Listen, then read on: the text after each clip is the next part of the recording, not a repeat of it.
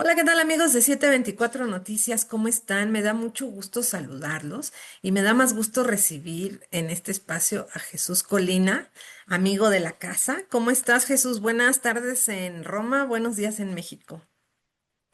Muy buenos días en México, Norma. Buenos días a todos los que nos escuchan y la verdad es que estoy muy bien, me siento como en casa en 724.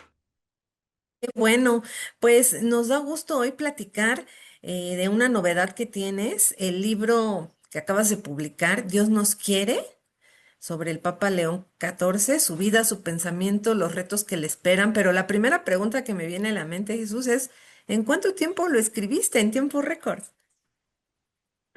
Bueno, lo terminamos de editar 4 días después del anuncio de la elección de Robert Prevost como León XIV.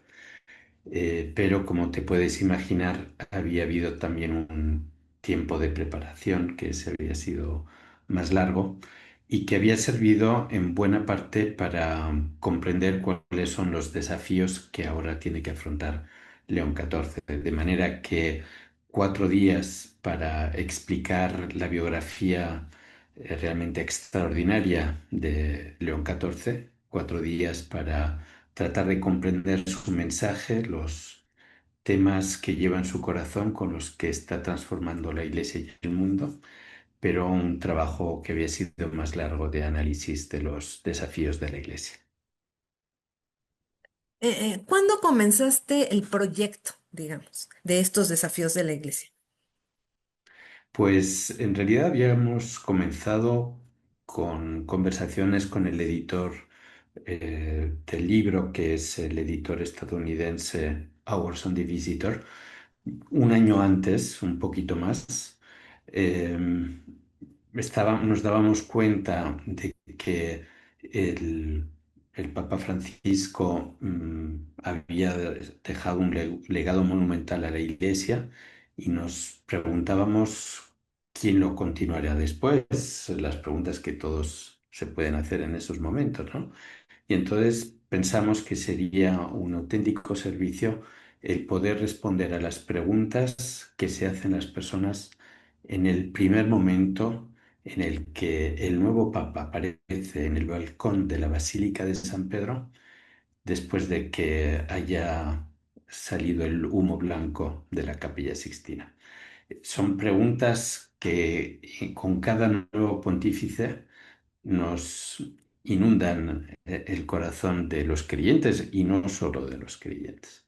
Y entonces, en esa conversación de, como te digo, de hace más de un año, empezamos a preparar el libro y a tratar de responder ahora sí a esas preguntas que surgieron cuando vimos aparecer al León XIV. Muchas personas apenas si le conocían, no estaba entre los candidatos típicos para ser papable de las listas de los periodistas y sobre todo es un papa que no había hablado mucho en público, no había dado entrevistas particulares, no había escrito ningún libro.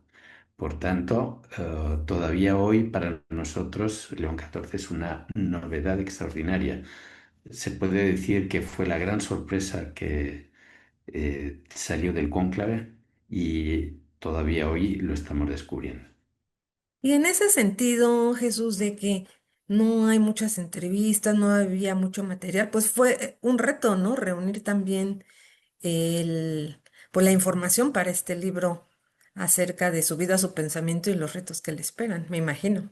Sí, ¿Cómo lo sí, la hiciste? verdad es que cuando salió elegido fue lo que más me hizo temblar las piernas, porque dije, madre mía, ¿y ahora cómo hago para poder pr- profundizar en su pensamiento, justificarlo, explicarlo, hacerlo comprensible si no he escrito ningún libro? Porque uno para explicar lo que piensa una persona necesita referirse a citas, a aquellos pronunciamientos, a aquellos escritos que la persona ha podido realizar. Primero empecé a buscar homilías, discursos, pronunciamientos cuando era obispo en Chiclayo, en Perú.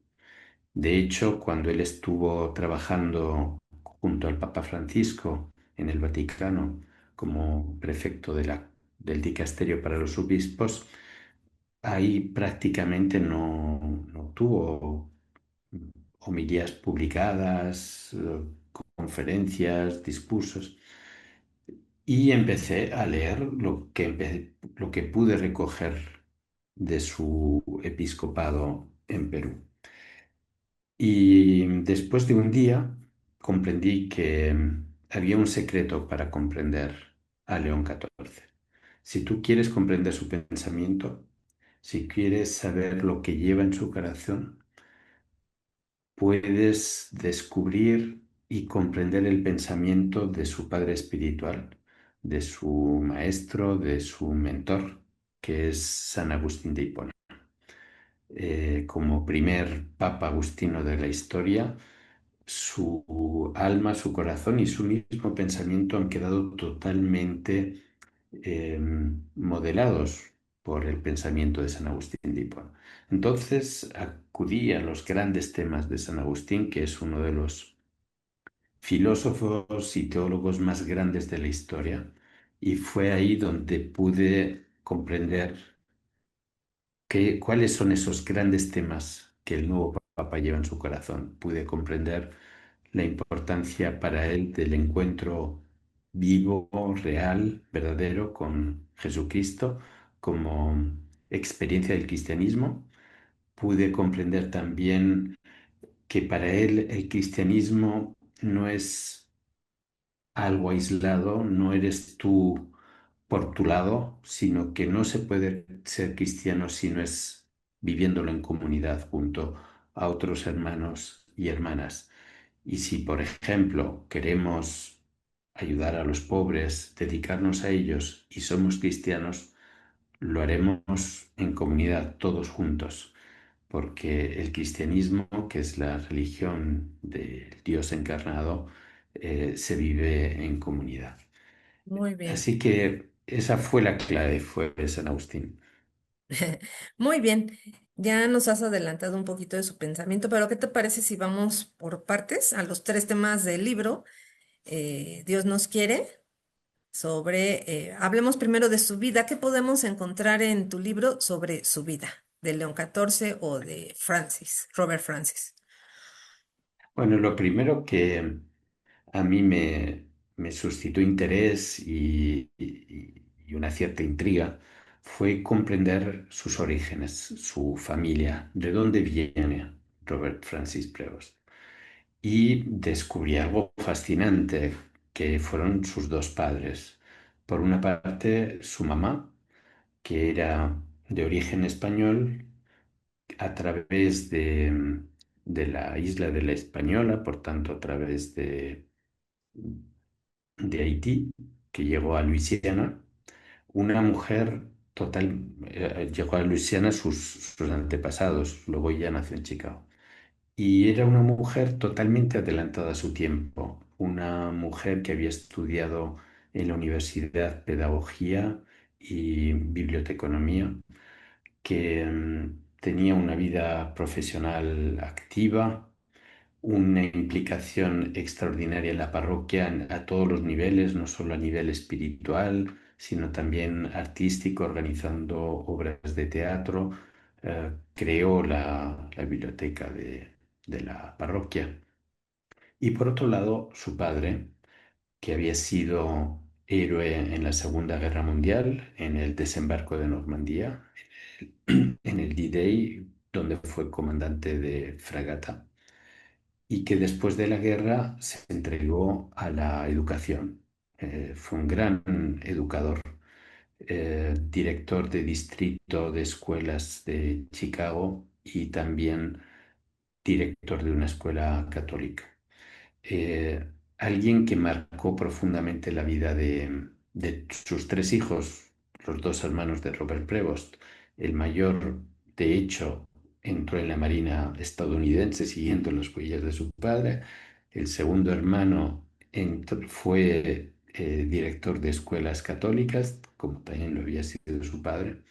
Y el tercero, que era Robert, el pequeño, en cierto sentido también siguió a su padre, quien había sido catequista en la parroquia. Y Robert Prevost explica que cuando él era joven, cuando estudiaba en la universidad, cuando tenía dudas si seguir el camino del sacerdocio o no, cuando pensaba en tener una familia, como lo había hecho su padre, él recuerda que fue su padre, más que nadie, más que otros sacerdotes, quien le dio los consejos de vida en el momento en el que necesitaba. De manera que realmente la figura de Robert Prevost quedó ya marcada desde su infancia y primera adolescencia. Luego entró al Seminario Menor de los Agustinos, donde ahí descubre San Agustín de Hipona, del que hablábamos. Tiene un periodo en la universidad en el que estudia filosofía y matemáticas y que le sirve también para madurar en su discernimiento y decidir si quiere ser sacerdote o vivir una vida de cristiano laico en familia. Y ya ahí entra en la Orden de los Agustinos, estudia teología en Chicago. eh, es una carrera académica impresionante porque ha estudiado matemáticas, ha estudiado filosofía, ha estudiado teología, ha estudiado la licencia en Derecho Canónico y tiene un doctorado en Derecho Canónico. Y terminado el doctorado, que lo estudia en Roma, entonces puede cumplir el sueño de su vida, que fue partir como misionero a Perú. Y es algo que le marcó para siempre. Luego fue elegido superior de los agustinos, prior general. Fueron 12 años en los que su casa fue el mundo, porque viajó por todos los continentes eh, promoviendo las comunidades agustinas, acercándose a ellos. Y luego el Papa Francisco le llama y le nombra obispo misionero en Perú. Y más tarde, de manera totalmente sorprendente, porque nadie se lo podía imaginar, le pone en el cargo más delicado de la curia romana en el Vaticano, que es el de eh, el nombramiento, la presentación de obispos candidatos para ser obispos. Algo sorprendente de estas ideas que solo el Papa Francisco podía tener. Y sobre su pensamiento, ahí precisamente pues, comienza a formar su pensamiento, ¿no? ¿Con qué pensamiento llega ya como Papa Bueno, León pues XIV? el- por una parte, en continuidad con el magisterio del Papa Francisco, del que fue un gran colaborador, y al mismo tiempo llega con su personalidad, con la personalidad de Robert Prevost.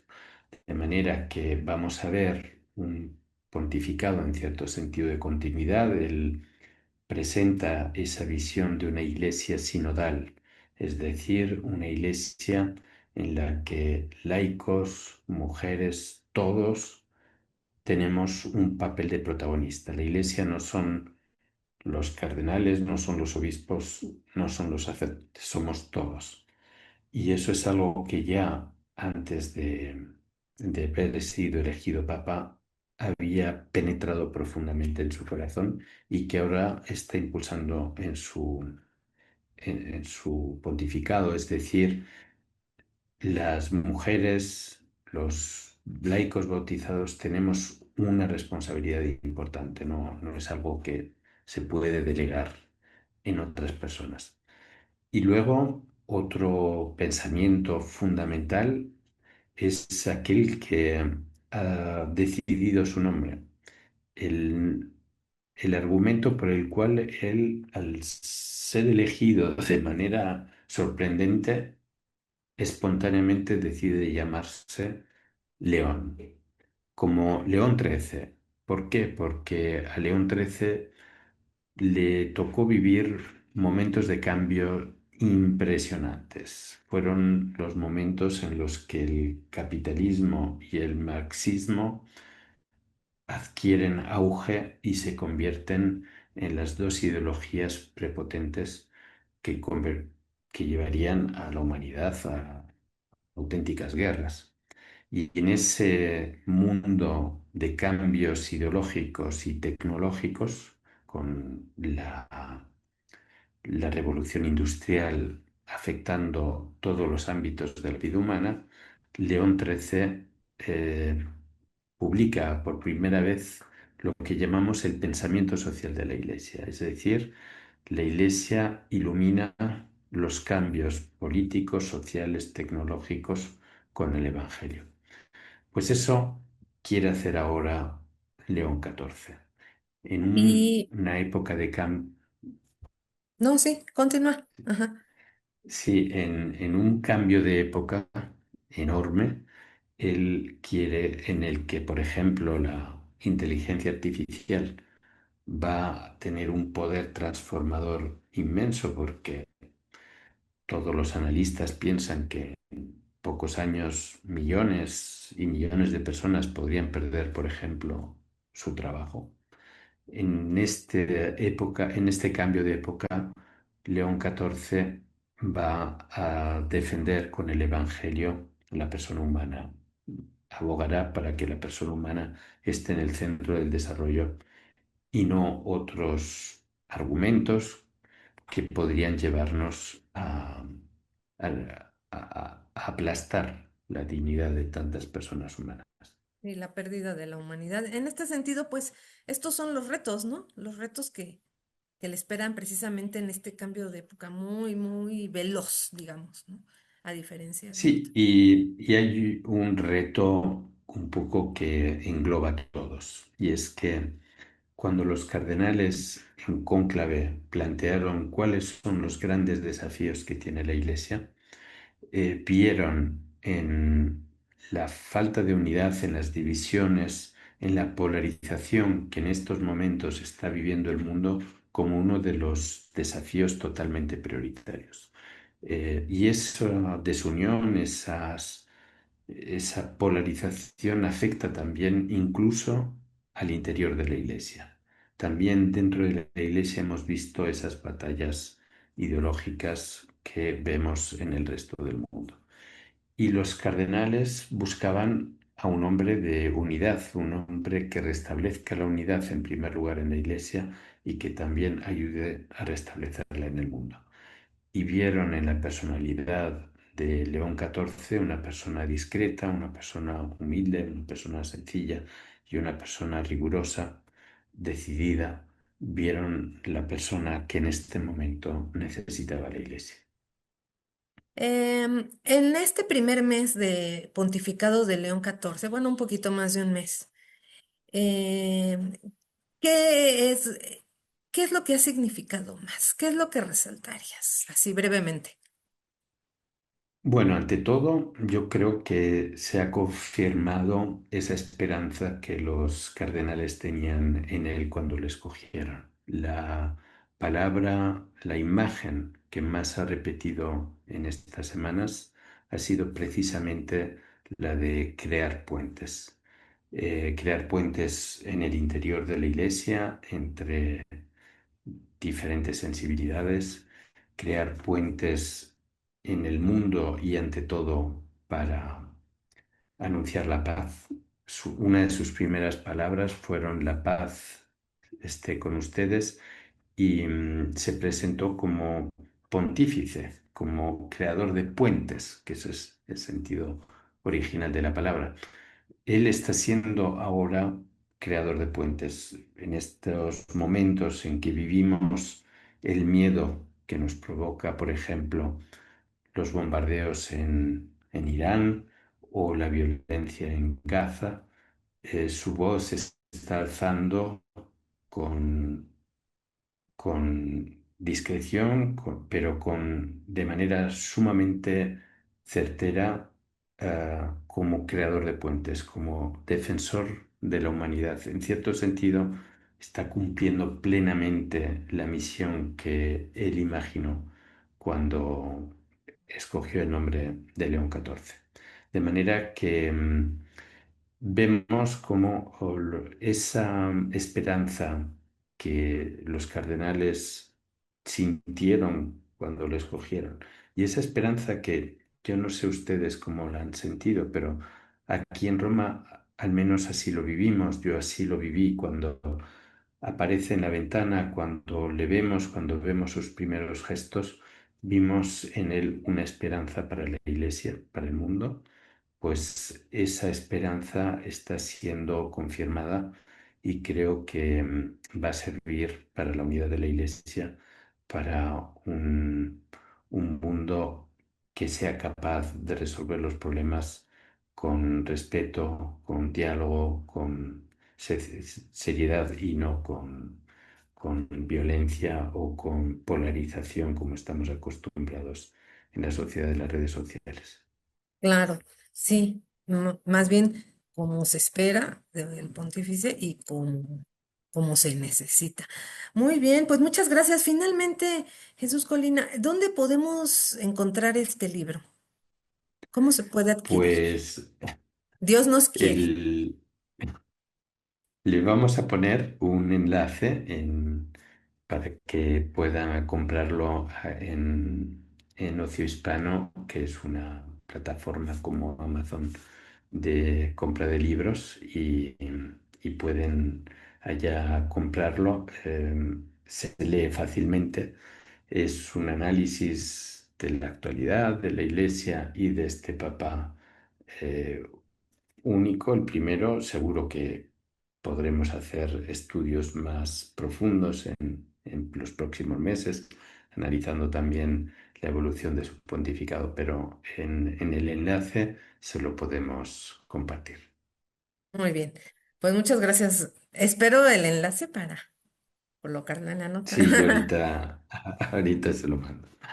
Muchísimas gracias, Jesús. ¿Algo más que quisieras agregar para despedirnos ya? No, yo creo que va a ser muy interesante cómo va a ser la relación de León XIV con México.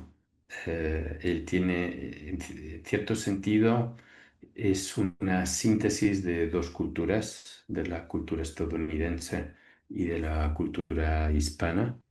En ese sentido, va a ser muy interesante su relación con México y cómo puede ser también puente entre esas dos culturas. Tiene una voz que es capaz de ser escuchada por el gobierno de Estados Unidos y por la sociedad estadounidense. Al mismo tiempo tiene un conocimiento y una admiración por la espiritualidad, por el alma hispana, de manera que a mí me da también mucha esperanza en ese sentido. Lo esperamos. Lo esperamos también porque el conflicto migratorio es tremendo, ¿no? Sí, sí, sí. Entre México y Ya, Estados ya ha Unidos. empezado, ya ha alzado la voz, pero estoy seguro de que se va a convertir en una figura bastante única, porque no conozco otra figura que pueda tener la capacidad de ser escuchado por Washington, por la Casa Blanca, y que al mismo tiempo sea capaz de presentar los valores y los derechos de los migrantes. Pues muy bien, ahí está. Muchísimas gracias, Jesús Colina, autor de Muchas Dios nos gracias. quiere, Papa León XIV, su vida, su pensamiento y los retos que le esperan y lo que nos has platicado, además. Gracias y ha sido un placer saludarte nuevamente. Muchísimas gracias, Norma, y gracias a todos.